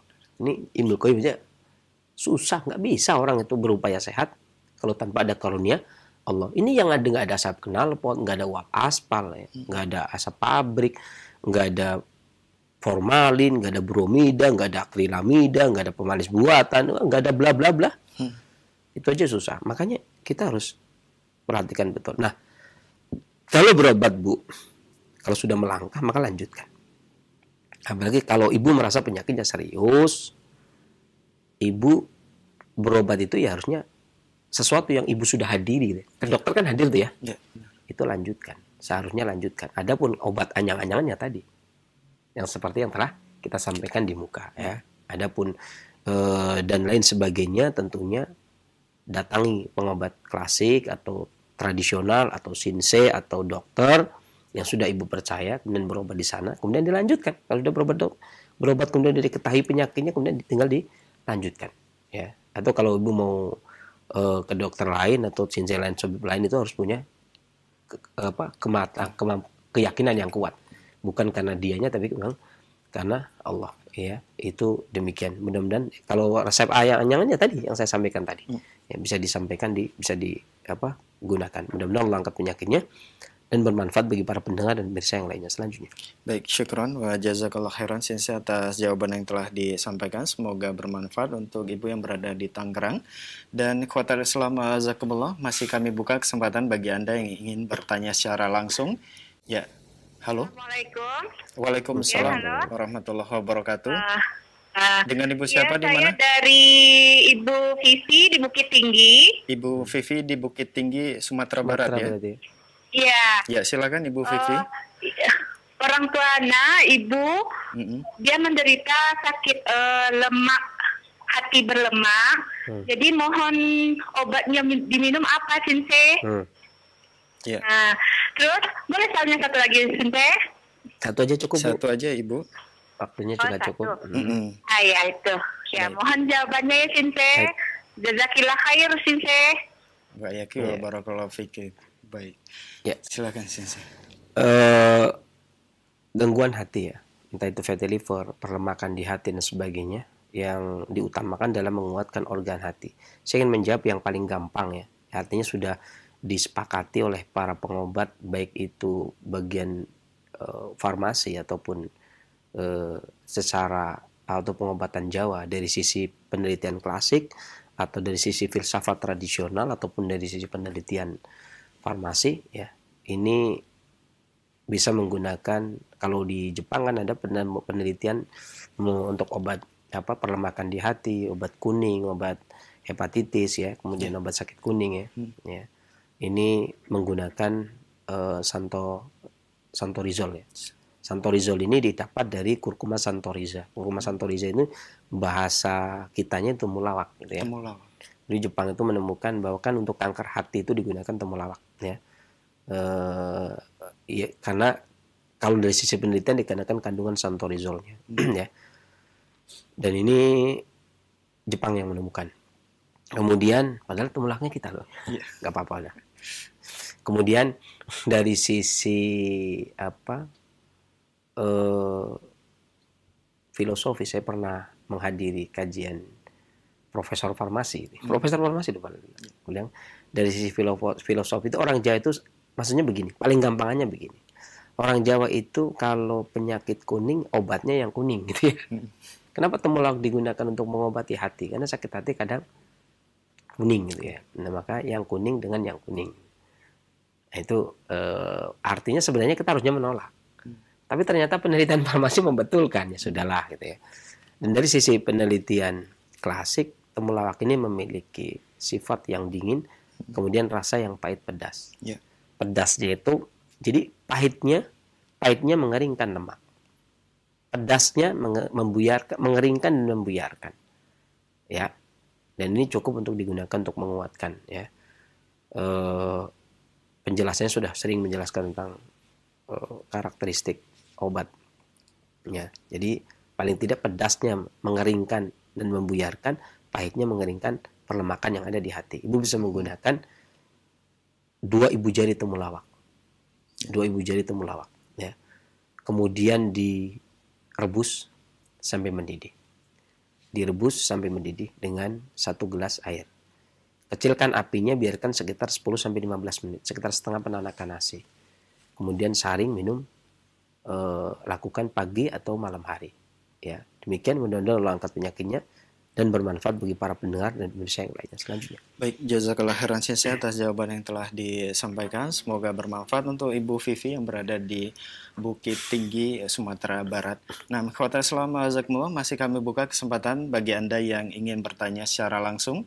Ya. Ya, saya ingin bertanya, Ustaz. Ya, assalamualaikum. Waalaikumsalam. Dengan Ibu siapa di mana? Ya. Dengan Sarah di Padang, Ustaz. Ibu Sarah di Padang, Sumatera Barat ya. Sumatera Barat lagi ya, Iya. Insya Allah. Silakan Ibu. Ya. Apa obatnya, Ustaz, kalau haid terus Ustaz nggak mau berhenti, Ustaz? Ya. Sekali. Sudah berapa lama Ibu? Haidnya berapa lama Bu? Dulu 3 bulan, Ustaz, diobat dengan minum daun sirih, berhenti. Sehari ganti berapa pembalut? Nah, ini datang lagi, Ustaz, nggak mau berhenti, Ustaz, sudah hampir 3 minggu, Ustaz. Sehari ganti berapa pembalut? Hah? Sehari ganti berapa pembalut? Saya satunya, Ustaz. 1 ya? 1. Baik. Ini nggak mau berhenti kering, Ustaz. Ya. Sudah 3 minggu ini, Ustaz. Tapi Baik. sudah coba, kata orang pakai daun sirih, sudah minum, sudah kering, ini datang lagi, Ustaz. Ya, baik. Setelah 3 bulan kemudian. Baik. Baik, itu saja keluhannya Ibu. Ya. Ya, mohon ditunggu jawaban dari Sinsi. Terima kasih Ibu. Ini cuaca di Sumatera agak cerah Pak ya. Jadi yang masuk Sumatera. Terus dulu saya waktu masih mencari silsilah asal saya dari mana, saya sempat mencurigai asal saya dari Bukit Tinggi gitu ya. Karena beberapa pelajaran ya yang saya dapat, maksudnya sejarah. Saya mempelajari sejarah. Pelajari sejarah, saya perkirakan saya Bukit Tinggi dari Alkianji itu saya kira Bukit Tinggi. Iya. Saya cari nggak ketemu. Ya ada mirip-mirip tapi nggak ada. Akhirnya saya punya pikiran kemana-mana. Ternyata nggak ketemu karena itu bukan marga masyarakat ya, namanya pengobat ternyata. Makanya jadi tidak ketemu. Dan ini ada sesuatu kisah yang membuat perubahan marga Alkianji itu. Makanya dikarenakan terjadi politik pada waktu itu antara Demak, Pajang, Mataram ya, dari Demak, Pajang, Mataram, makanya saya baru tahu ternyata saya bukan orang Sumatera gitu. Tadinya saya berpikiran saya Sumatera karena mirip-mirip kesananya. Kianji itu dari mana ya, Sumatera? Ya tidak. Nah ini Sumatera lagi cerah. Gangguan haid terus menerus. Saya pernah punya pengalaman menangani orang yang Makanya tadi tanya ganti berapa pembalut. Iya. Saya pernah menangani orang yang haid itu selama 2 tahun. Sehari ganti 8 pembalut. Masya Allah. Ini anak gadis loh ya. Iya. Anak gadis orang. Jadi secara umum artinya kita berpikir harusnya orang lemes banget ya, tapi tidak. Jadi bahan obat yang digunakan karena tadi bahasanya Ibnu Qayyim tadi kan ada istifraq, pengosongan materi, ya kan? Istifraq. Istifraq ini kalau pengobatan kolbunya kata Ibnu Qayyim itu taubat katanya. Jadi hibdus sihah itu, hibdul quwah, menjalankan perintah. Al-himya itu menjauhi larangan. Ini di Ighasatul Lakhfan ini. Kemudian yang ketiga itu taubat. Makanya ketika saya membahas tentang al-himya, saya sempat ditegur sama Ustaz. Ada seorang Ustaz, teman ya. Kamu ini ada-ada saja. Al-himya itu kan untuk pengobatan kolbu. Antum seret ke pengobatan badan. Padahal di Ighasatul Lakhfan disebutkan al-himya itu ya pengobatan badannya itu al-himya anil mudi, pengobatan kolbunya ya al-himya, sama saja. Istifraqnya taubat, pengosongan materi. Nah, tadi ada kalimat adam idahaja, keluarkan darah manakala dia bergejolak. Nah, darah yang keluar terus-menerus itu salah satu diantaranya karena bergejolak. Ya. Darah yang bergejolak. Maka pengobatannya adalah dengan cara disejukkan. Inilah kenapa saya menganut pendapatnya Imam Ibnu Qayyim al-Jauziyah yang mengatakan bahwasanya darah ini sifatnya sejuk. Ya. Karena manakala dia haja, bergejolak berlebih, panas berarti dia keluar. Nah, ini namanya sakit. Itu namanya sakit. Makanya saya tidak katakan dingin tapi sejuk. Ibnu Qayyim begitu, enggak dingin tapi sejuk. Jadi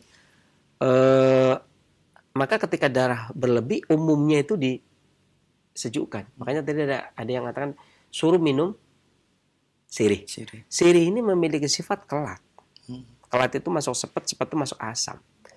Dia memperbagus kualitas darah dan mempertahankan darah agar tidak gampang keluar. Satu, kedua dingin. Dinginnya mengembalikan darah ke tabiat aslinya. Yang dari bergejolak keluar kemudian disejukkan tidak keluar. Itu kalau sirih demikian. Dan kalau mau menggunakan yang lembut tetap kaidahnya seperti itu. Kalau darahnya bergejolak ya yang digunakan itu yang dingin.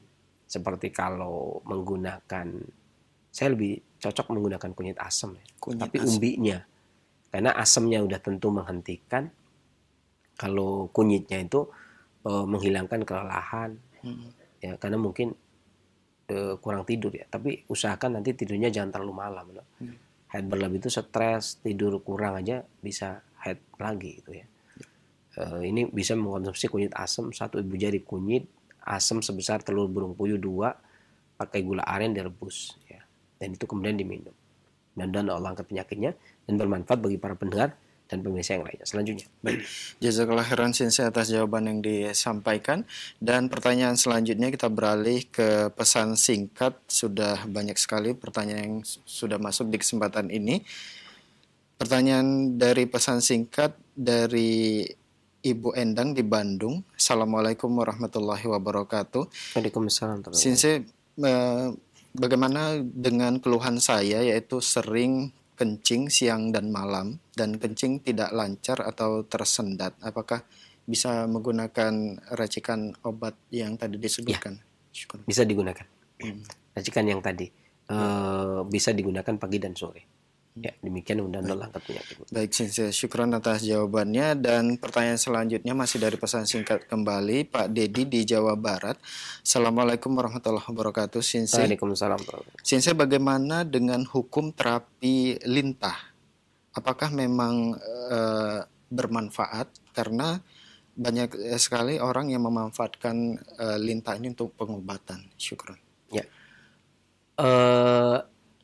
Jadi yang namanya pengobatan itu tidak melihat apakah itu bermanfaat atau tidak. Itu sebenarnya bukan pertama itu bukan begitu. Kalau kan tadi pertanyaannya bagaimana hukum ya. Kalau hukum tanya ke Ustadz. Dijelaskan semuanya, rentetannya ini kemudian disampaikan. Ya, kalaupun ibaratnya kalau saya pun pengobat kemudian intinya maksudnya tahu ini halal atau ini haram itu ya. Tapi kan bukan hak saya menjawab tentang hukum fikih tersebut, hukum halal haram. Ya, walau bagaimanapun juga ya misalkan sama aja dengan misalkan bagaimana hukum, ada juga dulu yang nanya bagaimana hukum merokok dengan daun selada. Ini kan susah juga gitu siap. Iya kan? Jadi ada orang banyak karena daripada rokok itu rokok konvensional dia. Tembakau, nikotinnya begitu itu haram. Bagaimana kalau saya pakai selada di rajang? Aneh-aneh aja orang. Payah. Kemudian dia digulung sendiri, kemudian di situ nih. Ada juga. Bagaimana hukumnya? Waduh, repot juga saya. Iya kan? Wah, nggak tahu lah urusan itu. Bukan urusan saya yang jelas ya. Artinya ya walaupun kita secara sedikit-sedikit ya pernah ngaji bisa meraba ya. Tapi kan justru kalau ustadz yang menjawab itu akan lebih banyak faidah. Ya kan? Akan lebih banyak faidah kalau kan fas'alul dzikra in kuntum la ta'lamun, itu lebih banyak faidah. Jadi berobat bukan masalah faidah, bukan masalah manfaat, karena khamr juga ada manfaat tapi diharamkan. Khamr juga ada manfaat tapi diharamkan. Ini saya mengatakan khamr haram karena memang khamr bukan obat. Khamr itu bukan obat, makanya saya mengatakan begitu. Tapi kalau jujur ya, kalau bahasa halal haram tolong jangan ditanyakan ya, nanti tolong. Nah, ya memang kalau tidak dibacakan nanti dikira pilih-pilih. Tapi kalau dibacakan ya, kalau hukum nanti ditanyakan ke ustadz. Atau kalau bagus sih datang loh. Kalau agak serius datang ke kajian, datang setelah selesai datang ustadz Afan ustadz. Ini begini halal apa? Mungkin ini lebih banyak faidah ya. Saya tidak yang jelas kalau manfaat ya banyak. Ya kan? Akupunktur manfaat banyak. Kadang-kadang sudut pandang mana ya. Dan ini bukan majelisnya untuk membahas seperti itu kan.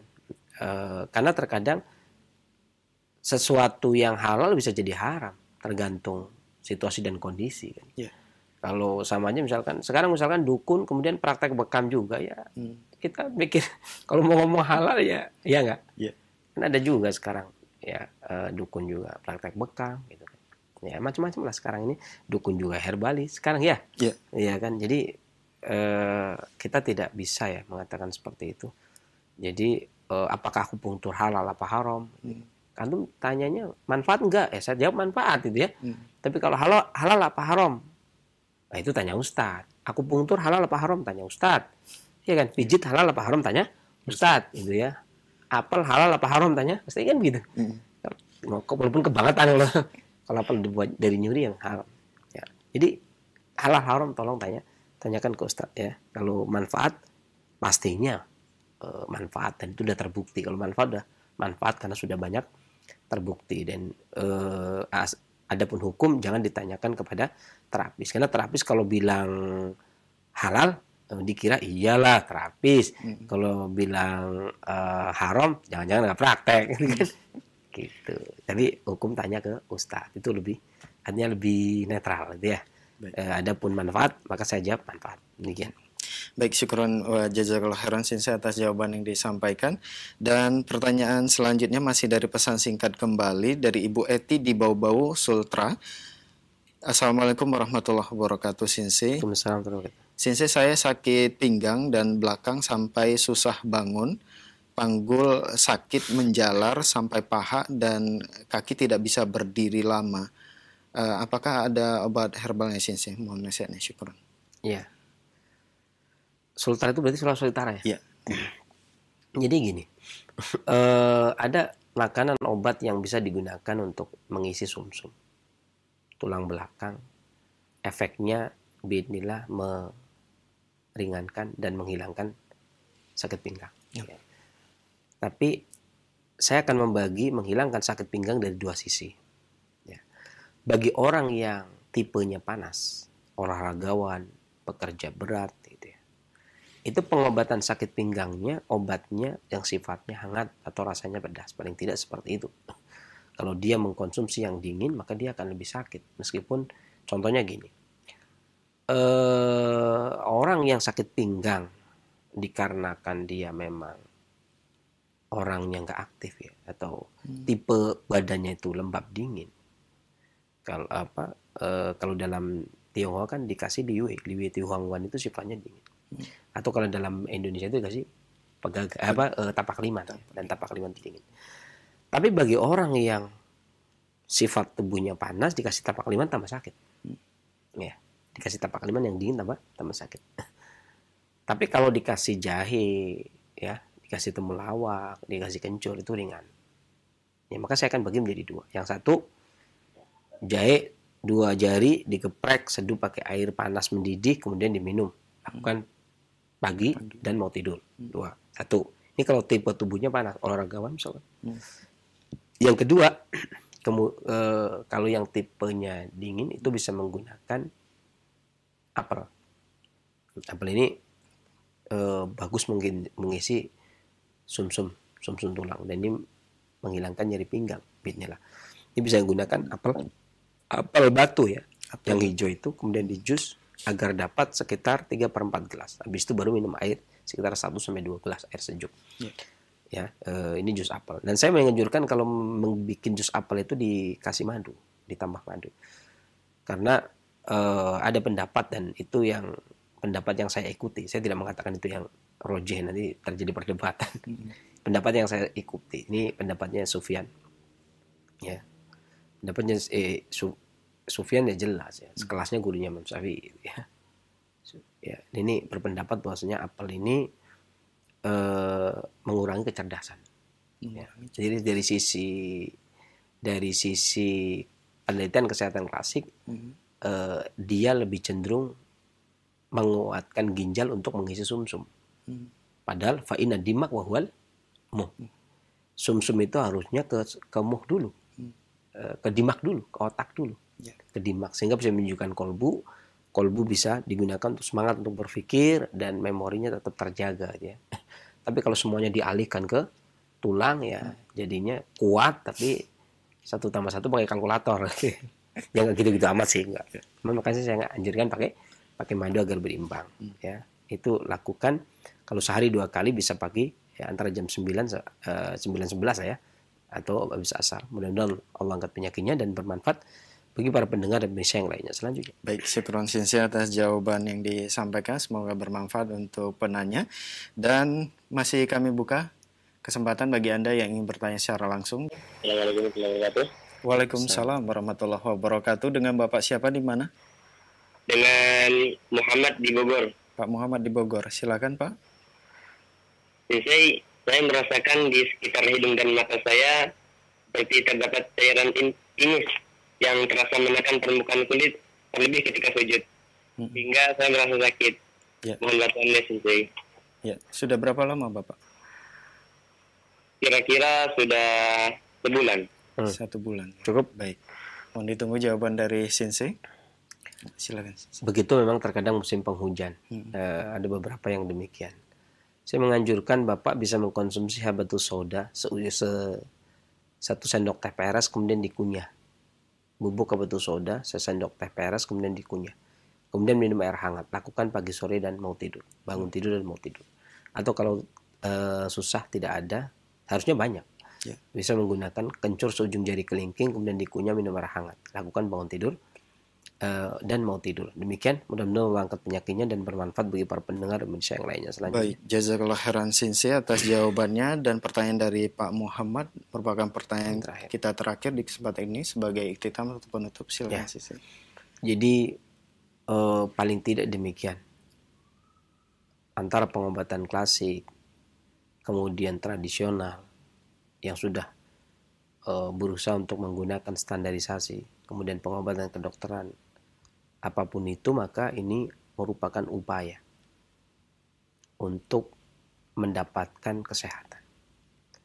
Tapi tentunya upaya ini puncaknya tentu biidznillah, atas izin Allah Subhanahu wa ta'ala. Maka seorang pasien itu hendaknya merasa dekat kepada Allah. Ya kan? Di dalam berobat itu hendaknya merasa dekat kepada Allah Subhanahu wa ta'ala. Dan tentunya dengan cara mendekatkan diri, bukan hanya kepedian merasa dekat. Oh, saya mau dekat. Ya memang Allah Maha dekat. Ya kan? Artinya kedekatan kita dengan ibu kita pun masih dekat Allah dengan kita. Cuman kan masalahnya bukan itu.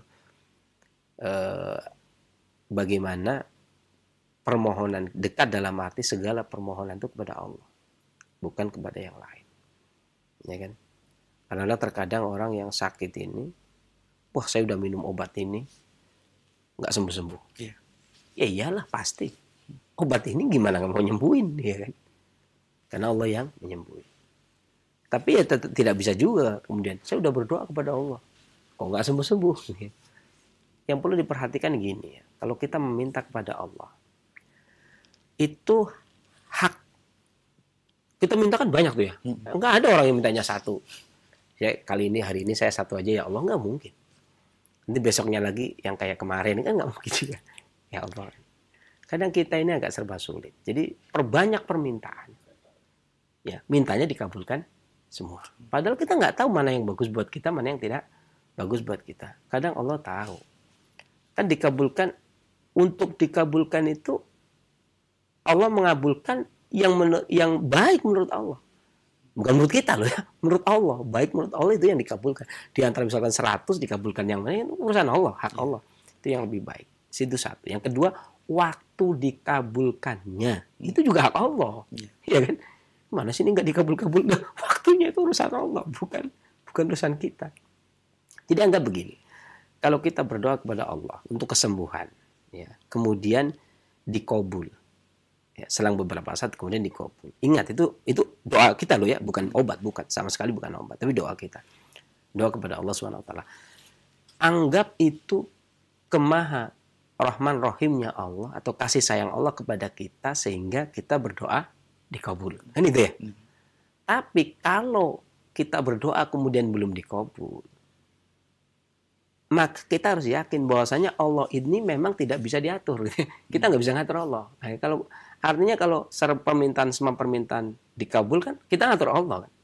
Ya Allah, saya dikabulkan. Kemudian kadang-kadang doa juga kayak ngatur juga kan. Saya minta ini ya Allah, saya minta ini. Kadang-kadang malah kayaknya Allah malah diatur jadinya. Itu menunjukkan Allah Maha Perkasa. Jadi tidak bisa diintervensi gitu kan gitu ya. Kalau kita berdoa kepada Allah kemudian dikabul, anggap itu kasih sayang Allah. Tapi kalau belum terkabul, memang Allah Maha Kuasa gitu ya. Maha Perkasa. Jadi Maha Bijaksana. Ya kita tinggal sebagai hamba mau kemana lagi? Ya tinggal meminta. Kalau sembuh kemudian jangan bilang alhamdulillah tuh kemarin minum obat itu sembuh. Ya jangan begitu. Kalau nggak sembuh, ini obat diminum nggak sembuh-sembuh. Ya jangan begitu juga. Tetapi ketika berdoa pun jangan sampai mengatakan saya berdoa sudah sekian tahun kok tidak dikabul. Karena walau bagaimanapun juga Allah yang mengetahui kebutuhan kita yang sebenarnya, yang baik yang bagaimana, yang tidak yang bagaimana, itu demikian. Maka segala sesuatu tentunya diserahkan kepada Allah Subhanahu wa taala. Demikian yang bisa saya sampaikan, kekurangan dari saya. Kesembuhan tentunya dari Allah Subhanahu wa taala. Saya akhiri, billahi taufiq wal hidayah, walhamdulillahirabbil alamin. Wassalamualaikum warahmatullahi wabarakatuh.